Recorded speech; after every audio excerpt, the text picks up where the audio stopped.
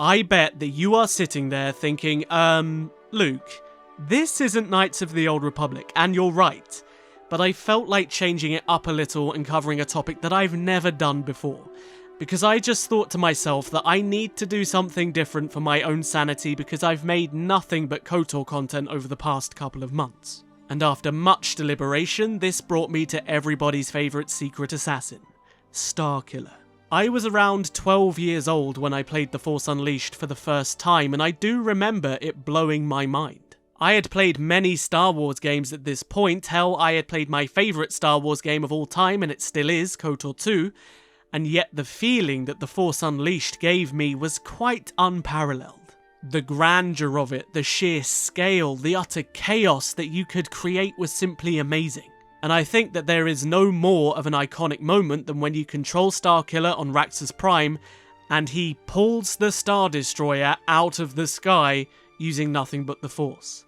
This is the iconic moment when you think of Starkiller. You think of the whole Star Destroyer scenario.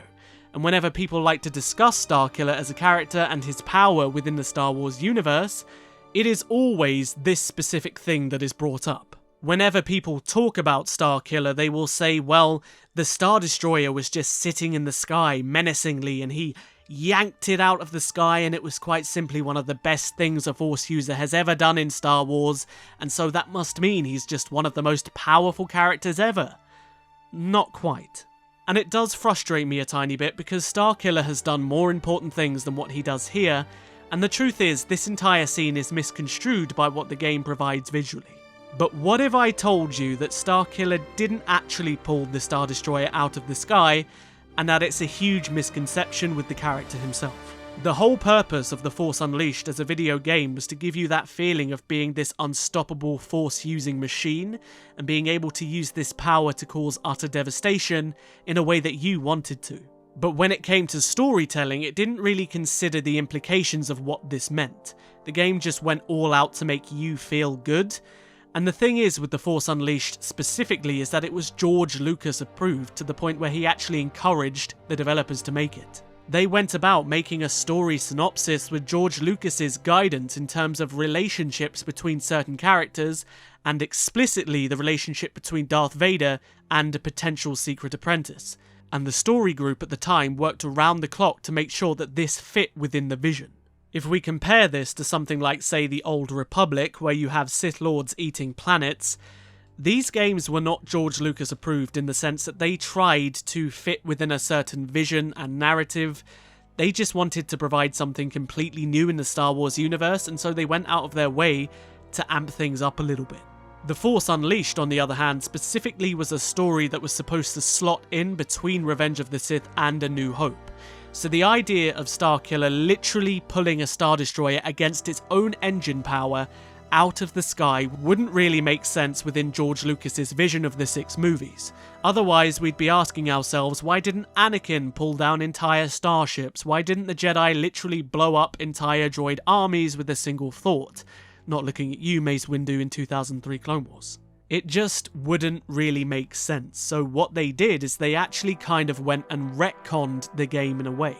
They wanted the same iconic moment, they wanted the same grandeur of the scenario, but they wanted to dial it back a tiny bit and recontextualize the events of the game, and this is where they then wrote the Force Unleashed novel and the comic adaptation, which are officially the canonical representations of the story and within Starkillers 2. And I'm going to tell you exactly how they did this and why this kind of changes the idea that he pulled the Star Destroyer literally out of the sky. I'm sure that most of you have played the game, but just in case you can't remember, Imperial forces take over Raxus Prime. It's a big junk world, and they begin using all of the metal and the ore from this junk and from the planet itself to build Star Destroyers in a big shipyard above. Starkiller then battles through Imperial forces and comes across a big cannon, and then he uses that cannon to destroy the construction facility for the Star Destroyers in orbit. And now there's a cutscene in the game where a Star Destroyer breaks off just before it's destroyed, and then it makes its way into the atmosphere. It's made out in the game that this Star Destroyer is purposely going for Starkiller. Loads of TIE fighters come out and they start shooting him, and then Ram Kota convinces Starkiller to pull it out of the sky, as he says in the game. Now, inherently, the events of all of this stays the same until the cutscene with the Star Destroyer falling out of the sky. I'm going to talk about the book rather than the comic, but the book recontextualizes this by saying that the Star Destroyer, although nearly complete, is damaged and it begins falling through orbit. As it begins falling through orbit, it is described in Starkiller's perception as the Star Destroyer was growing visibly larger and hung like a burning triangular moon low in the sky of Raxus Prime. Now, there are people on this Star Destroyer, and they had it aimed at Starkiller's direction with the intent of crashing it just beyond him. So much like the game, Starkiller essentially centers himself, and he imagines his little hands grabbing the Star Destroyer and moving it. But he realizes here that if he applies too much pressure, the thing would likely buckle under its own weight and begin breaking and begin spinning like a giant flaming shuriken of death.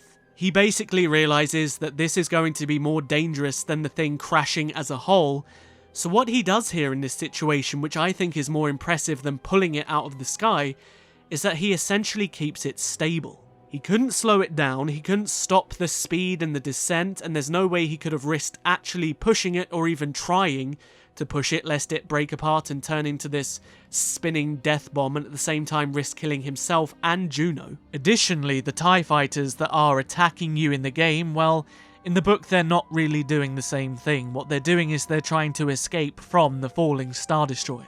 So Starkiller decides that the best thing to do is just to redirect it alongside its descent into the cannon that shot down the orbital shipyard, the exact same cannon that he used to destroy it because it belonged to the Empire, and he wanted to do as much damage as he could to Imperial forces. Now, Starkiller could not literally move the Star Destroyer.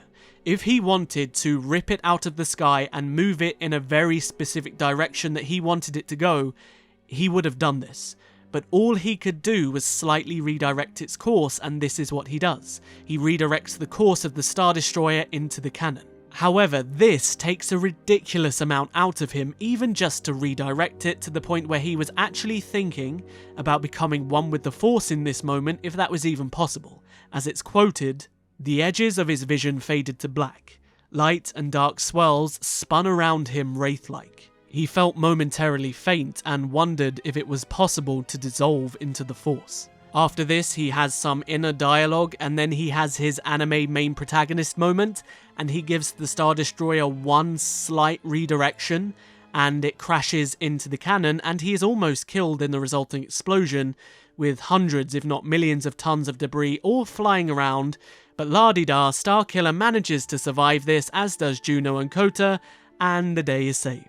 So as you can see by the way the book paints out, he doesn't literally pull the Star Destroyer that's floating there and shooting him and, trying to take him out that the way the game kind of shows. He uses the Force to slightly redirect a falling object. And it's a big object nonetheless, but it's still pretty evident that he could not actually pull it or push it in any real way other than slightly redirect its descent. When I've had this discussion with people before, I've likened it to a lob shot in tennis. One player on the court fires the ball up into the air, and the tennis ball is dropping and dropping and dropping, and then at the last minute the other player redirects it back into the court. This is essentially what Starkiller does. If a tennis ball is falling out of the sky and you redirect it back, have you pulled a tennis ball out of the sky? No.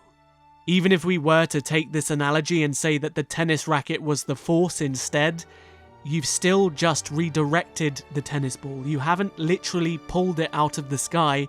Gravity is doing that for you. But this is the thing, right? What Starkiller does here is still ridiculously impressive. He manages to stabilize the Star Destroyer so it doesn't break apart, something that is millions of tons of metal, and then he redirects it using the Force. Like, we don't need to have a big debate about how he literally yanked it out of the sky like some crazy Force god. He still does an incredible thing. But I would actually argue that he's probably done things that are more grand than this and that deserve talking about more in terms of his general power. But that is potentially a topic for another video. Let me tell you, it feels really weird to be talking about characters that aren't from the Old Republic, and I'd love for you to let me know down in the comments below if there's any other Star Wars stories or games or interesting things in the universe that you'd like me to cover in the future. As always, if you had a good time with this video, don't forget to hit the like button so that YouTube decides it might be a good idea to push this video out to other people who may like it, and if you haven't, perhaps consider subscribing to join the biggest growing Knights of the Old Republic community on YouTube, and just an awesome Star Wars community in general. I'll see you guys in the next video. But until then, may the Force be with you. Always.